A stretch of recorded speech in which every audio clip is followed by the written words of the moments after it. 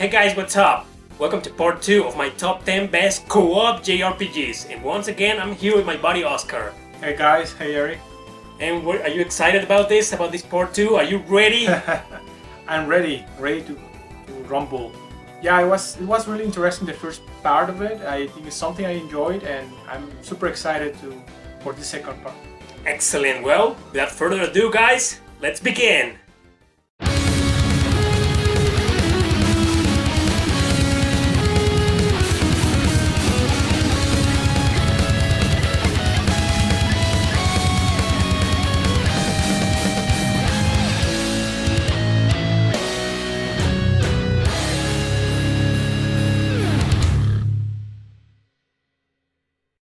Number 10. Valkyrie Profile 2, Xillia. Yes, you're not hearing things. This game can be played by 2 people, and although it's my favorite game out of the entire list, the multiplayer experience is kinda lame, but it works. In the party menu, where you assign each character to each button, you can assign player 2 to any of them. However, player 1 will be doing almost everything in the game, from walking around towns to walking around the battlefields.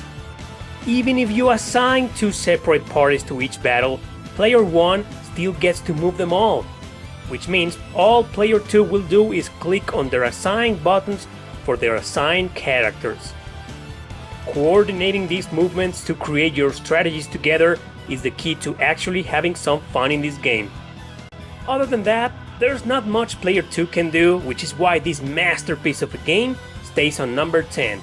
But hey, at least it's got a co-op mode.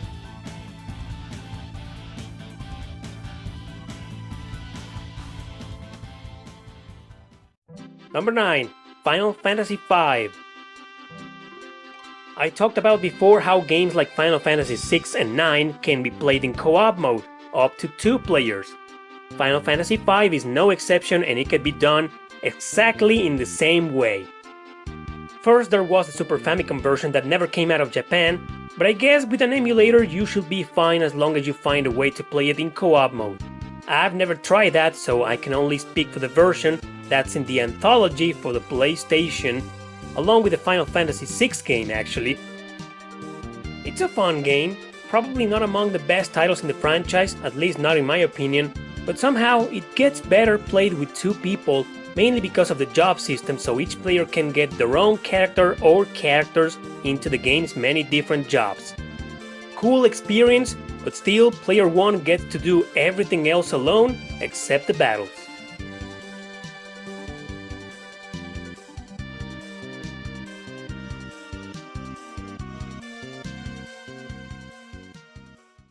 Number 8. Final Fantasy II, which is actually Final Fantasy IV. A much better game in my opinion is Final Fantasy IV, also available on Chronicles for the PlayStation and many other different consoles. The PS1 and SNES, however, are the ones that I played, so let's get right down to them. In both, it's exactly the same situation as in any other Final Fantasy I've talked about in these 2 videos. Player 2 only joins during battle. They will be able to play up to 4 different characters at the same time, depending on how many you 2 decide together. Regardless of the number, however, the experience feels lighter, considering this is a hard game, at least the PS1 version that I first played. So Final Fantasy IV, 5, 6, and 9 can be played by 2 people, so remember that. As for the others, well, I'm afraid it's just not possible. I seriously don't know why they removed this feature for Final Fantasy VII and 8. I guess it's because your party was reduced to 3 during battle? Maybe, but the point is that you can't have a co-op mode in those games.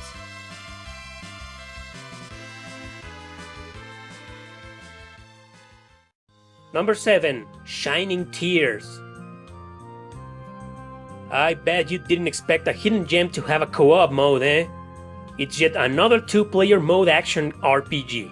And while it may not be that good of a game, it complies with the multiplayer part. Shining Tears is one of many spin-offs of the Shining franchise exclusive to the PS2 and played with a top-down isometric view so both players can see everything that's going on in the battlefield. It's a fun game as a single-player mode, but average at best. Trust me when I say that playing this with somebody else becomes much better. Depending on the characters that can join you in battle, player 2 will have a small variety, but player 1 will always be stuck with the main character, at least for the main story of course. Anyway, Shining Tears is a decent game, but better played with somebody else.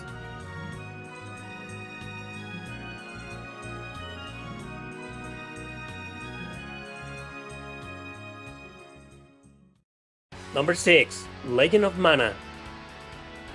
This game can be a little bit tricky since you don't always have an active party member during battle.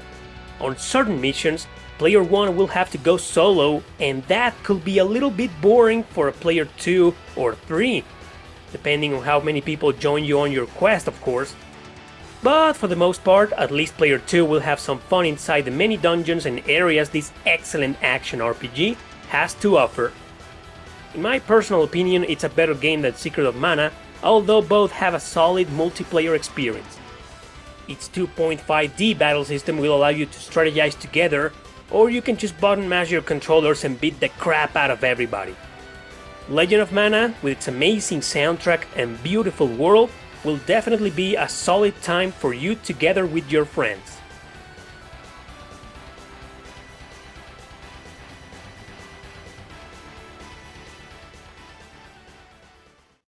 Number 5. Tales of the Abyss.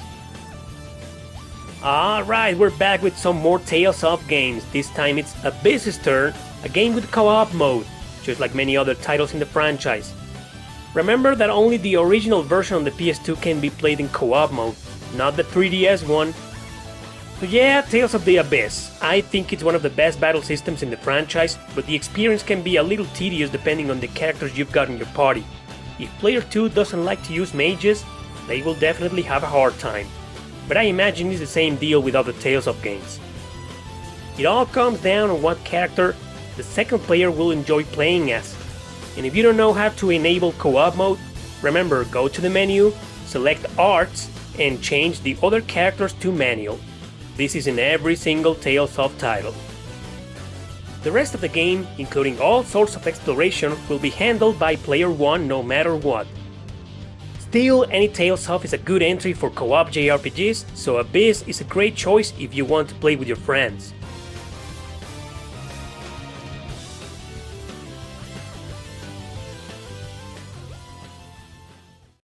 Number 4. Final Fantasy Crystal Chronicles. At last we arrive at one of the very few JRPGs out there that was truly meant to be played by more than one person. I say this because when I played this game by myself, I was bored to pieces.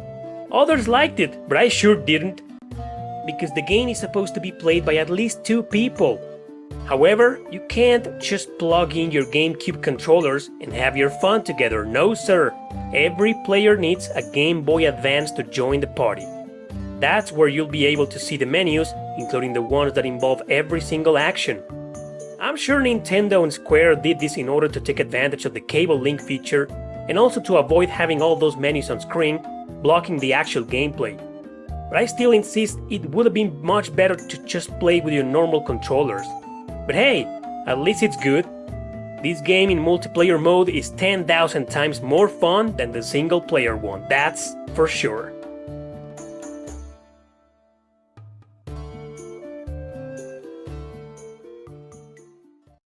Number 3. Phantasy Star Online. Of course, this classic couldn't be left out of any co-op list. And I'm not talking about the online mode, no.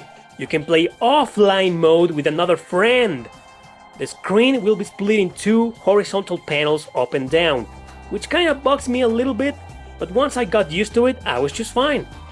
This game was released originally for the Dreamcast, where this co-op feature was already there, without the need to play it online. Same case with ports on the Xbox and the GameCube version. And yes, both episodes can be played offline in co-op mode. And yes, even the third game in the series has a multiplayer mode, but only playing against each other. Anyway, you can't go wrong with Phantasy Star Online, or offline for the record, being a fun experience by at least 2 people together in the same place at the same time.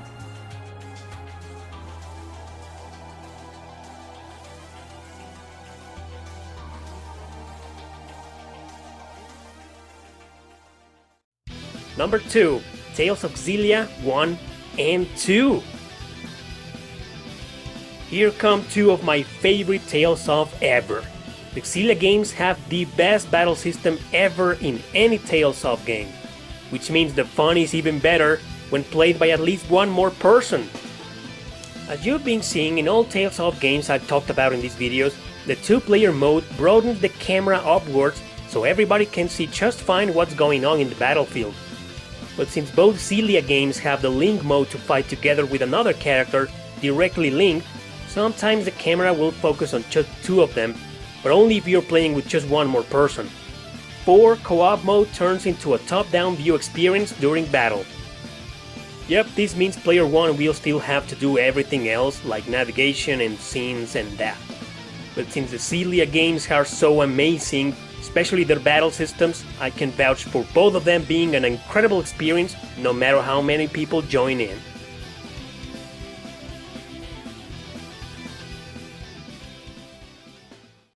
Number 1.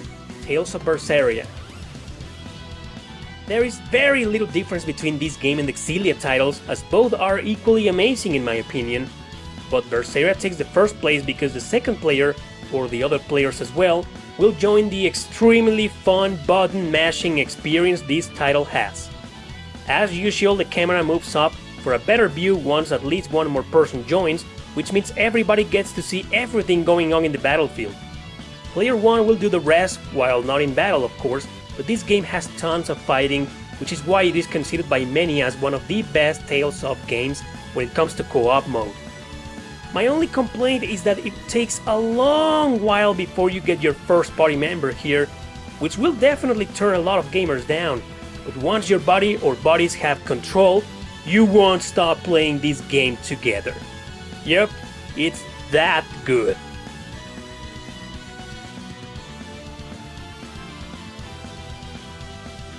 That's it guys, that's it. That was part 2. As you saw, there are 10 more JRPGs that can be played by 2 players, some of them 3, some of them 4 players. So you have now 20 JRPGs that can be played in co-op mode. So what do you think about this, man? Well, I'm really surprised again to see how many RPGs have a co-op mode. It's something that I never thought that was even possible, and well, it's really amazing to see all of these games, great games, being able to be played co-op with a friend on the couch. Definitely the second list also has some great titles, and yeah, I definitely will give it a chance to maybe finish a game in co-op with you. That's right. That's it guys, thanks for watching. Don't forget to subscribe and share this video with your friends. See you next time.